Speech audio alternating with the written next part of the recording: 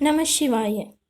சிவயோக மையத்தில் நாம் இன்னைக்கு கேள்வி பதில்ல பரிகாரம் செஞ்சால் அது யாருக்கு பலன் கொடுக்கும், யாருக்கு பலன் கொடுக்காது அப்படிங்கிறத பற்றி நாம் இன்னைக்கு பார்க்க இருக்கோம்.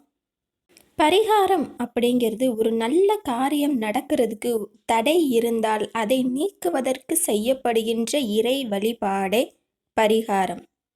பரிகாரம் செய்தவுடனே எல்லா கஷ்டங்களும் நீங்கிருமா அப்படின்னு நீங்கள் கேட்டிங்கன்னா, எல்லா கஷ்டங்களும் நீங்கிரும் அப்படின்னு நம்ம சொல்ல முடியாது.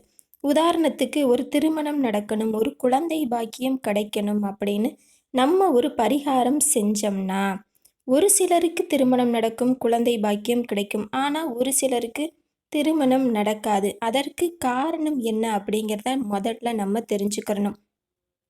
விதியில் அவங்களுக்கு திருமண பாக்கியமோ குழந்தை பாக்கியமோ முதல்ல இருக்கா அப்படிங்கிறத முதல்ல தெரிஞ்சுக்கிட்டு, அந்த பாக்கியம் இருக்கிறவங்களுக்கு ஏதோ ஒரு தோஷத்தினால அது தாமதப்படுதுன்னா, நம்ம பரிகாரம் செய்கிறதன் மூலியமாக அந்த பாக்கியம் அவங்களுக்கு கிடைக்கும்.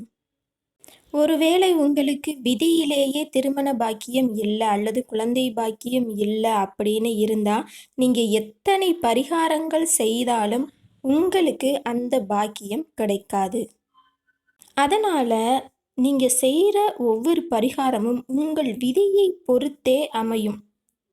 இது திருமணம் மட்டும் இல்லை, இது குழந்தை பாக்கியமாகவும் இருக்கலாம், அல்லது வேலை கிடைக்கிற விஷயமா இருக்கலாம், அல்லது சொத்து பிரச்சனையில் நீங்கள் ஏதாவது ஒரு தீர்வு வேணும்னு நினைக்கலாம், அல்லது உங்களுக்கு உடல்நல குறைபாடு இருக்கலாம்.